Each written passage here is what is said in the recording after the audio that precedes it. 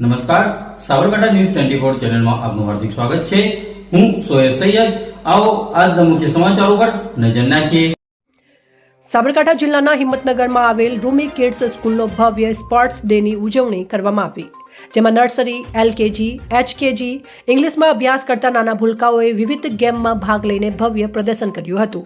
જે બાળકોએ સ્પોર્ટ્સ ડેમાં ભાગ લીધો હતો તેમના પેરેન્ટ્સ પણ પોતાના બાળકમાં રહેલ ટેલેન્ટ નિહાળવા તેમજ બાળકોનો ઉત્સાહ વધારવા પધાર્યા હતા। આ બાળકોને સ્પોર્ટ્સ ડે માટે સ્કૂલ ટીચરે સતત 1 માસ સુધી મહેનત કરી બાળકોને તૈયાર કર્યા હતા।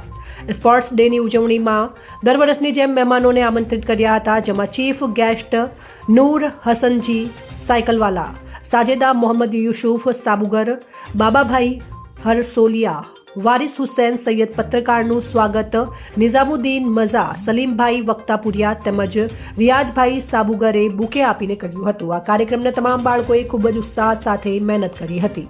ઇલિયાસ મંસૂરી, સાબરકાંઠા ન્યૂઝ, હિંમતનગર। સાબરકાંઠા ન્યૂઝ 24 ને સબસ્ક્રાઇબ કરી લાઇક કરવાનું ભૂલશો નહીં, જેથી આવનારા સમયમાં ઝડપથી આપના સુધી સમાચાર પ્રાપ્ત થઈ શકે। રિપોર્ટર સોએબ સૈયદ, સાબરકાંઠા।